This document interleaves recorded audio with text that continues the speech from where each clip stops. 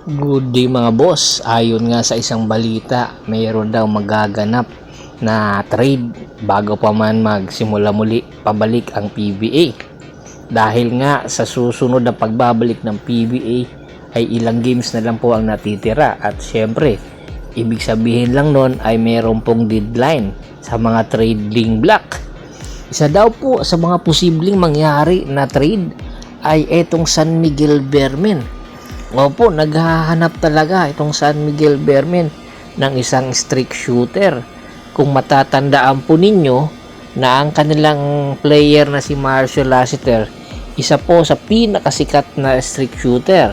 Pero nagkakaedad na po itong si Marcio Lassiter at kinakailangan po magpalalim ng lineup nitong SMB at nakikita po nila yung potential po nitong player na ito. Kilala nyo po ba siya?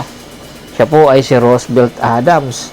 Si Roosevelt Adams ay huling nakapaglaro sa PBA noong 2024 season, na kung saan pagkatapos po ng kanyang season ng paglalaro, hindi na po siya pumirma pa ng contract extension, bagkos ay lumipat na po sa ibang liga, which is ang Japan B-League. Kaya naman po marami ang nagsasabi ngayon na wala na siya sa Japan, na napakalaki po ng tsansa na po pwede po siyang gamitin muli at magbalik PBA. Alam naman po natin yung kanyang kakayahan ay hindi po basta-basta at kinakailangan talaga ito ng kupunan na kukuha sa kanya, especially nitong San Miguel Bearmen. Ang ibig sabihin ko lang po kanina, ikukorek ko lang po, uli pong nakapaglaro itong si Roosevelt Adams noong 2021 season.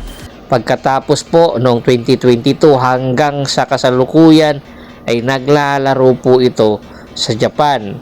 Pero hindi na po ito yung dating Roosevelt Adams na nakita natin sa Terra Firma Jeep, dahil limited minutes na lang po ang kanyang inilalaro.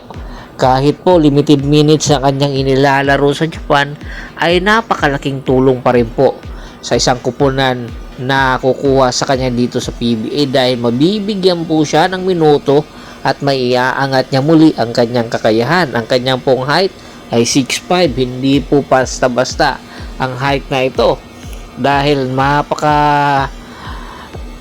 athletic po nitong mamang ito. At the same time, yung kanyang pagiging shooter talagang napakataas po ng percentage. Small forward po ang kanyang nilalaro, 32 years old na po ito. Kaya hindi po katakataka na marami po ang gustong kumuha dito kay Roosevelt Adams. Isa pa po sa posible po mangyari ay magpapalit po ng import ang iba't ibang kupunan. At nakikita po ng Magnolia Pambansang Manok Timplados na yung dating import ng San Miguel Bearmen ay po pwede po sa kanila idagdag po sa kanilang lineup, kasi kinakailangan po kasi ng Magnolia Pambansang Manok itong si Justin Patton. Si Justin Patton po pwede po na maging go-to guy ito ng Magnolia Pambansang Manok Timplados. Samantala, itong Converge Fiber Xers ay talagang porsigido nga po na makuha at maidagdag sa lineup itong si Encho Serrano. Alam po natin na bata po ito ni Delta Pineda, ang head coach nga ng Converge Fiber Xers. Sa kasalukuyan ay naglalaro po ito sa Abra Weavers. Pero sa mga huling laban po ng Converge Fiber Xers, nakita po itong nanonood doon sa kanila at malaki po ang potential na mayroon talagang niluluto na isang trade transaction. Ito na kaya yung sinasabi ni Idol Snowbad 1 na trade, ang Converge na nga ba, dahil nga po ang potential po na magiging destination nga nito Converge.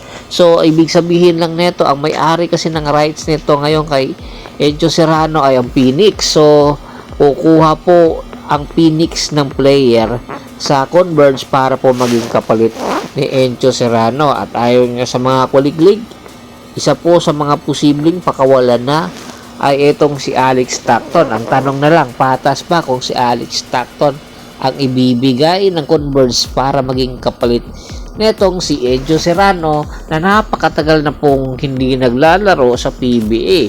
Yung level po ng paglalaro ng PBA at ng MPBL ay napakalayo po.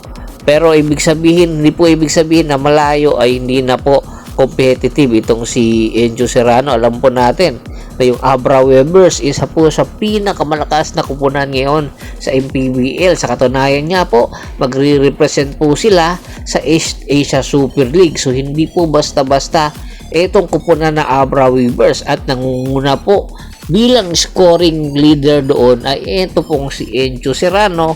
Yung kanyang experience talagang pinag-aagawan siya doon sa MPBL. Kaya hoping po na itong Converge Fabricsers makuha po nila ito, yung bata ni Coach Delta Pineda. Kaya abangan natin kung sino ang magiging kapalit dito.